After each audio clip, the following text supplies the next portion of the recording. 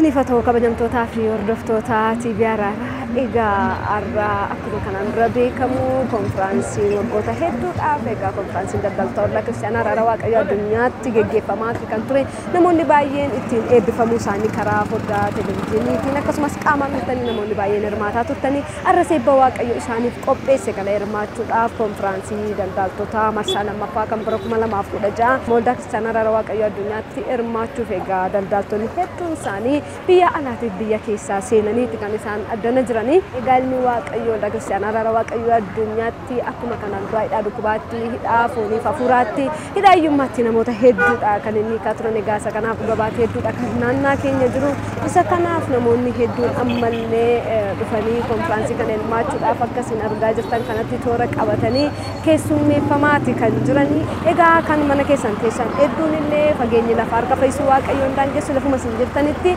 eebbi Waaqayyoo isin qaqqabaa isiniin jenna guyyaa borii sagantaan keenya tokko jedhee eegalaa eebba Waaqayyoo nuuf qopheesse egaa isaan waliin hirmaannaa.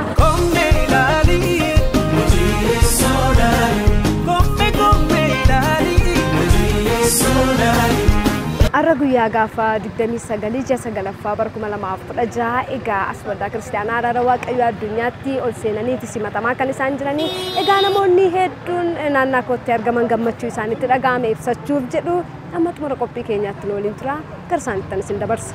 Tole baga nagaan dhuftan. Amiin isinillee baga nagaan nu heddan. Maqaan kiyya Duulaa Waltajjiin jedhama. Kanan dhufe godina Arsii Lixaa Shaashamannii irraayi. Baga nagaan dhuftan egaa isinarra konfiraansii daldaltoota kan bara 2016 marsaa lammaffaadha kan isin hirmaachuu dhuftanii mee konfiraansii kana hirmaachuudhaaf maaltu isin kakkaase marsaa meeqa kan isin dhuftan? Ani konfiraansii kana hirmaachuudhaaf na kakkaase wantoota irraa itti milkaa'ee yeroo sadaffaadhaaf barana dhufaa jira. Kanaaf wanni dura walluun qixxaanne hundumtuu aga bakka kana geenye walluu qixxaayee hojii keenya wallaa qixxaayee waan baay'ee itti gammannee sanii fi ammallee bara dheengaddaa ture baranallee itti deebi'ee dhufe. Kanaaf ani mi'eeffadheen eebba lafa kanarratti Waaqayyoo barumsaan kadhannaadhaan naalaate baay'eedha waan ta'eef isa kanaaf ammas mi'eeffadheen deddeebi'aa jettu isin. Waan baay'ee naa godhee ergan bakka kana dhufe jireenyi koo hundi wallaa qixxaayee hojii daldalaa keessa seenee hojjetaa jira. Kanaaf waan bakka kana ga'uu eebba guddaa waan ana si argadheef iddoo kanatti deddeebi'ee waggaadhaan odoo namne ammallee kinoo dhufee jira jechuudha. Baay'ee ulfaadha baga nagaan dhuftan isiniin jedha ammallee irra deebi'ee namoota akka keessan biyya keessaaf alaa jiranii fi namoota addanaa ga'anii carraa kana hirmaatanii sagantaa kana hin arganniin gooftaarraa baratanii gooftaa wajjin deemuu maal jettanii dhaamtuuf? Iddoo kanatti yoo dhufanii iddoon kun iddoo milkiiti. Namoonni hojiidhaan milkaa'uu hin dandeenye bakka kana dhufanii karaa gabaabaadhaan akka milkaa'an arginee anis mireeffadhee argee ofii kiyya irratti waan argeef namni hundumtuu dhufee akka bakka kanatti dhufee eebba bakka kanaa fudhatu jedhaan. Eebbifama ulfaadhaa milkaa'aa sinillee.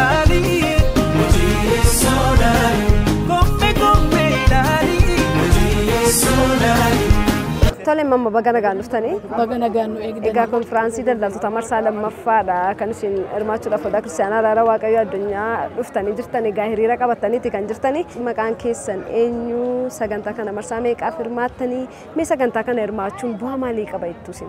Maqaan koo Jirgaalemin jedhama. Kanan dhufe Horroo Guduruurraati. Gandi koo duwwaa tokko gabateerraadha. Kuma lamaaf kudha lamaan gidduutti isa malee marsaa shanaffaan dhufe. Marsaa shanaffaa kana dhufe kanatti ani yoggaan jalqaba dhufe dhugaadha. Nama lafa duwwaarraan dhufe dhabarreen gaddas dhugaa ba'eera. Marsaan dhufe kanatti bu'aama buusaan dhufe amma kanaaf jechaan dhufe ammas inni marsaa tokkoffaa barana dabarraan lammaffaatti immoo waamamnaan gammadeetaniin kanattan dhufe. Mee isin konfiraansii kana hirmaachuun maali jettanii dhaamtu isinne? Baay'ee gaariidha. Tokkoffaa irratti abaarsi namarraa cabaa, lammaffaa irratti eebbi jira, sadaffaa irratti immoo fayyinnis jira. Ani asitti eebbas argadheera, fayyeeras waan baay'eetu naa ta'e. Kanaaf sagantaan kun uniif otoo hin ta'in biyya hundumaadhaaf akkuma keenya kana uffanee too hirmaatanii natti tolanatti. Baay'ee ulfaadhaa milkaa. Eeshi ameen isinis nu milkaa waaqa isaa eebbisu. Tole baga nagaan dhuftan. Egaa irraa konfiraansii daldaltoota marsaa lammaffaa kan bara 2016 hirmaachuudhaaf isinillee hiriira qabattanii gara Waldaa Kiristaanaa Araaraa Waaqayyoo addunyaa seenuudhaaf egaa keessummaa ofii mee maqaan keessan eenyu eessarraa dhuftanii? Maqaan koo Ittafaa Bantiin jedhama. Baakkoorraati kan inni dhufe. Baga nagaan dhuftanii isiniin jedha mallee egaa konfiraansii daldaltootaa kana marsaa meeqaaf kan isin hirmaattan? Ani baranaatiin marsaa lammaffaadha kan inni dhufaan jiru. Barreen gaddaa sirmaadheera baranas kunoo akka carraa ta'e argadheera. Carraa kanatti fayyadamaa jira. Waaqayyoof haa galatu. Konfiraansii marsaa tokkoffaa dhufee hirmaadhe kanarratti waaqayyo waan tokko guddaa naaf godheera. Dhugaawaatii baay'ee illee qaba. Baranas kun akka carraa ta'e yeroo lammaffaaf dhufaa jira jechuudha. Kanaaf mee konfiraansii kana hirmaachuun egaa namni baay'ee iddoo garaagaraa dhaqeeti nagadaafis waan garaagaraa waaqeffata. Egaa gooftaan wajjiniin barumsa baratanii karaa gooftaan jedharra deemanii isaa wajjiniin hojii hojjechuun maali jettu isin? Karaa kana waan hin jedhani namni baay'een akkuma keenya dhufee hirmaate baay'ee eebbifamaa ta'a. Nunillee barreen gaddaa dhufnee baay'ee dhufee hirmaadheera. Baay'eetti eebbifamera. Baay'ee bu'aa guddaatti argadheera. Ergaan namoota biraaf dhaamuu barbaadu yoo jiraate namoonni biraan illee biyya fagoos eessaa otoo karaan isaan daangessi namni baay'een kaleessa dheengaddalee dhufee hirmaachaati jira. Nunillee kaleessa kan dhufne as gallee namoota baay'eef ergaan inni dhaamu namoonni dhufanii hirmaatota eebba kana akka ta'aniin ergaa kana dabarsuuf barbaada. Baay'ee ulfaadhaa milkaa.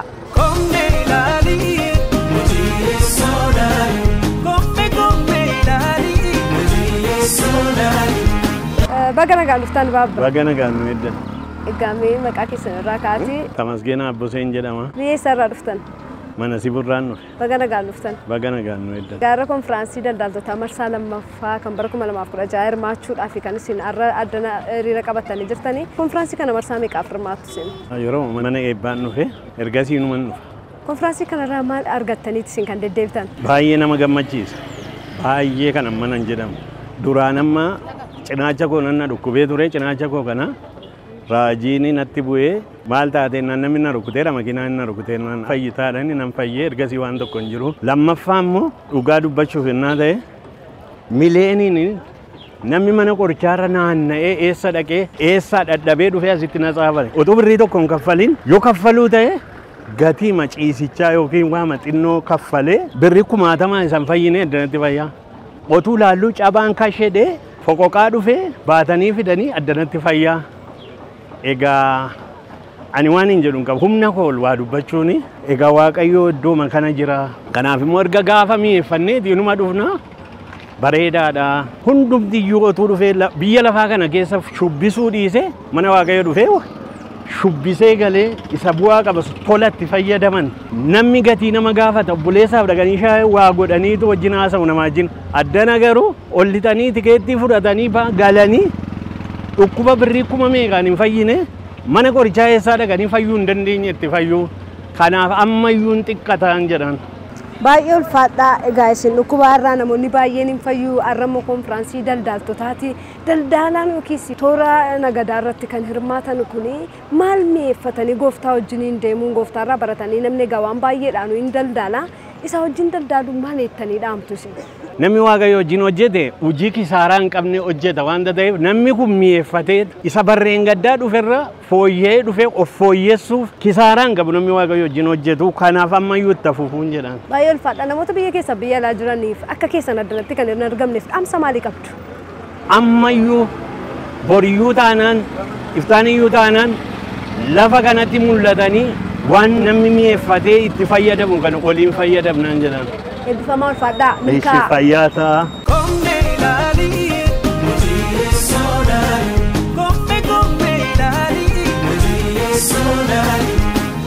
የጌታችን የኢየሱስ ክርስቶስ ሰላምና ጸጋ ይብዛላችሁ እያልን አሁን የምንገኘው ወልዳ ክርስቲያን አራራዋ ቀዮ አዱኛ ነው። አሁን ይሄ የተዘጋጀው ልዩ የነጋዴዎች ኮንፈረንስ ሁለተኛ ዙር የ2016 ልዩ ፕሮግራም ነው።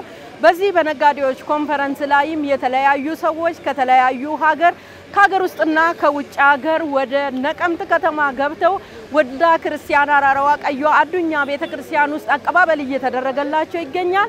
የአራራዋ ቀዮ ቤተክርስቲያን ልዩ ፕሮግራሙን ስታዘጋጅ የእግዚአብሔር ሰው ነብይ መሰረት ታዬ ከእግዚአብሔር በተቀበሉት ጸጋና ባርኮት ህዝቦቻቸውን ሊባርኩ እንዲሁም ከዚህም በፊት እንደሚታወቀው በተለያየ ሶሻል ሚዲያ እንደሚታወቅ በቤተክርስቲያናችን መጣችሁ የተፈወሳችሁና ከልዩ ልዩ በሽታ ሰዎች ድነው የህይወት ምስክርነታቸውን ሲያካፍሉ ቆይተዋል። አሁንም በዚህ ፕሮግራም ላይ ልዩ የጸጋ አክፋሎትና ባርኮት ነጋዴዎች የሚባረኩበትና ጸጋ የሚካፈሉበት ልዩ ፕሮግራም ነው። እንግዲህ ከእንግዶቻችን ጥቂቶቹን ቃለ መጠይቅ አድርገንላቸው ወደ እናንተ እናቀርባለን። ተከታተሉን።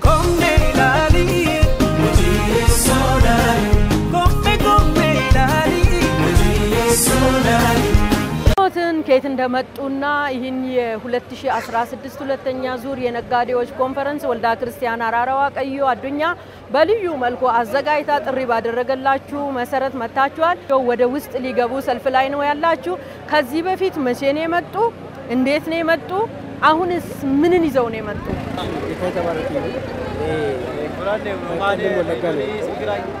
ወለጋ ወረዳ ዳርሸ መጋላ አመሻ ዲራንዲ ተበዲናዋሪ ነው ራይ ነጋዴ ከዚህ በፊት 2014 እንደዚሁ ሁለተኛ ዙር ላይ ነው የመጣው 2014 ላይ ሁለተኛው ዙር ላይ ሲመጣ እግዚአብሔር በነብይ መሰረት ታዬ ቃል አወጡልኝ ቃል ሲያወጡልኝ ጸሎት አደረጉልኝ እኔ በመጀመሪያ የ5 አመት ኪሳራ ነበረብኝ ከ2009 ጀምሮ እስከ 2014 የ5 አመት ኪሳራ በጣም ወደ 1.8 የባንክ የግለሰብ ዕዳ ነበረብኝ ዕዳው በጣም ከፍተኛ ነበር ባንክ ቤት ተቀበል ነበር እንደገና የሰው ዕዳ ሰው ሁሉ ከሰይ ነበር ከዛ በኋላ የኔ ጓደኛ ለልሳ የሚባል የሆነ ጓደኛ አለኝ እሱ ይዞኝ መጣኝ በዛን ቀን ስመጣ 1800 ብር ብቻ ነው በኪስ ውስጥ የነበረኝ ማለት ነው በሱቄ ውስጥ ያለው ነገር ደግሞ የ20 ሺህ ብር ይቃራሱ የማይሆን ነገር ነበር ከዛ በኋላ ቃል ነብይ ሲያወጡልኝ እስከ 2 አመት በኋላ ኃይለኛ ለውጥ ጌታ ሲያደርግልኝ አሳየኝ ከ2 አመት ቀጥሎ እንደገና ብዙ እድገት ታያለ ኪሳራ ሁሉ ከዚህ በኋላ ተሰብሯል ብሎ ጸሎት አደረጉልኝ ጸሎት ካደረጉልኝ በኋላ ወደ ቤት ገባው እግዚአብሔር ወደ ቤትን ከገቡ በኋላ እግዚአብሔር መስመሩን ሁሉ አቃናልኝ መስመር ሲያቃናልኝ ከባንክ እንደገና ያኛውን ብር ሌላ ሰው ዘግቶልኝ ብድር 1 ሚሊዮን ብር ብድር አገኘው ብድር ካገኘው በኋላ በ800 ምናምን ሺህ ብር የሰው ዕዳ ከፍዬ በ188 ሺህ ብር ብቻ ወደ ስራ ገባው በ2 አመት መካከል 1.8ን ዘግቼ እግዚአብሔር ዳውን ዘግቶልኝ እግዚአብሔር ዛሬ በምስጋና ለምስክርነት ወደዚህ ወደ አራራ ቤተክርስቲያን እንድመጣ ረድቶኝ መጣው ማለት ነው ለዚህ እኔ ጌታ ረድቶኝ ከኪሳራ ወጣኛ መላክ ረዳኝ ኪሳራዬን ሁሉ አራገፈ ቤቴን ሁሉ ዳረከው ልጆችን ባረከው ጌታ ስለዚህ ለምስጋና ለመጣው ስሙ ጌታ የተባረከ እግዚአብሔር ሁሉን እንደሚችልና ሩቅ አገርም ያሉት ቅርብ አገርም ያሉት ወደዚህ አራራ ቤተክርስቲያን ቢመጡ መፍትሄ ያገኛሉ እግዚአብሔር በዚህ ቦታ ላይ እርግማኔን እየሰበረ ነው በሽተኛውን እየፈወሰ ነው ከኪሳራ ብዙ ሰዎች እየወጡ ነው እግዚአብሔር ብዙ ሰዎችን ፈውሷል በዚህ ምድር ላይ ማለት ነው ስለዚህ እንደኔ ሆኖ ያሉት ብዙ ቦታ ብዙ ሀገር ወደዚህ ቢመጡ እግዚአብሔር ይባርካቸዋል እርግማናቸው ይሰበራል እግዚአብሔር ልዩ እርዳታና ፈጣን እርዳታ ያደርግላቸው እግዚአብሔር ካለ ለሀገሬ አሁንም ለቤተሰቤ ላሉት ቤተክርስቲያን በረከትን ይዤ ለማግባት ነው የመጣው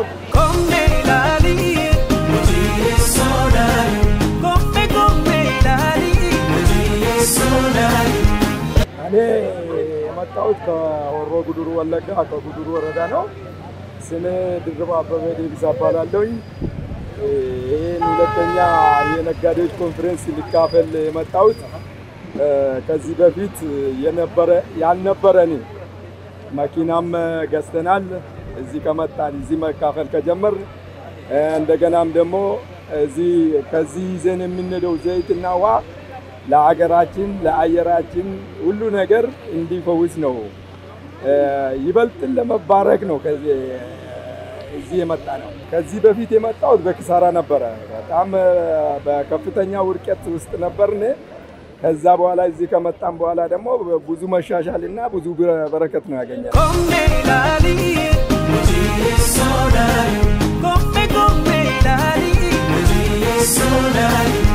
ስሞትን ከየት እንደመጡና እንግዲህ ወልዳ ክርስቲያን አራራ ዋቀዮ አዱኛ የነጋዴዎችን ኮንፈረንስ ወይም ባርኮት ለሁለተኛ ዙር ባዘጋጀችው ፕሮግራም ላይ መተዋል በዚህ ፕሮግራም ምን ይጠብቃሉ ከዚህ በፊት ደግሞ ምን ሆኖሎት ያቃል ስንተኛ ዙር ነው የመጡ እንግዲህ የመጣሁት ከጅማ ዞን ዴዶ ወረዳ ነው ከዚህም በፊት የአራራ ወልዳ አራራ ዋቀዮ 2014 ላይ መጥቼ ነበር ማለት ነው።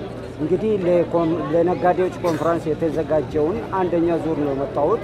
እሱን ተካፍዬ ይልቁንስ ከዚህ በፊት ስሰራ የነበረውን በኪሳራ ነበር፣ ምንም ትርፋማ አይደለሁም። እንግዲህ አሁን ከ2014 ወዲህ ከመጣሁት ወዲህ እግዚአብሔር በጣም ነው የባረከኝ ማለት ነው። በይጥፍ ነው የተባረኩት ማለት ነው። ሰራለሁ፣ ከዚህም በፊት ኪሳራ ነው፣ ምንም ትርፍ የለም ነበር። በሳጫለሁ፣ እናደዳለሁ። አሁን ግን እግዚአብሔር ስሙ የተባረከ ይሁን እና ለዚህ ፕሮግራም ላዘጋጁት ሁሉም እግዚአብሔር ይባርካቸው። በጣም ተባርኬያለሁ ማለት ነው።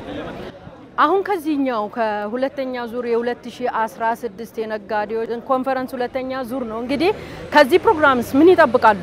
ይሄ ፕሮግራም ለኔ ነው ተዘጋጀ ብዬ ነው የምጠብቀው ማለት ነው። እዚህ ቤት ከመጣው ወዲህ ነው ትርፋማ መሆን የጀመርኩት ማለት ነው። ስለዚህ አሁንም በደስታ ይሄን ፕሮግራም ሲሰማ በደስታ ነው የተቀበልኩት። ቁንስ ከዚህ በፊት ከሰራውት በላይ ነው መሰራው ብዬ ስለምገምተው ማለት ነው። የእግዚአብሔር ስም የተባረከ ይሁንና ለዚህ ፕሮግራም ላዘጋጁ እግዚአብሔር ይባርካቸው።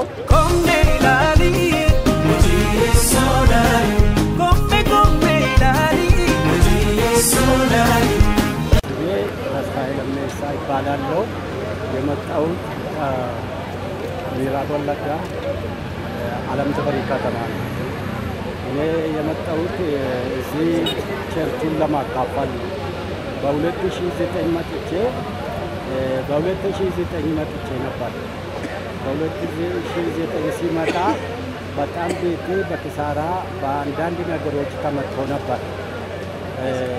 ከዛ እዚህ ከመጣሁ ወዲህ እግዚአብሔር በብዙ ነገሮች ባርኮኝ ቤቴንም ልጆቼንም በሁሉ ነገር ባርኮኝ የመጣሁት እግዚአብሔር የበለጠ ነገር ከዚህ በፊቱ በላይ ይባርከኛል ብዬ እግዚአብሔርን ተማምኜ እዚህ መጥቼ ነበር። ግን ሁሉም ነገር ከዛ ወደዚህ ተባርኮልኛል።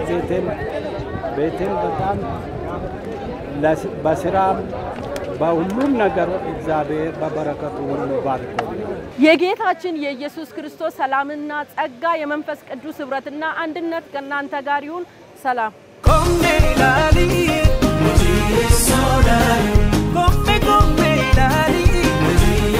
dali,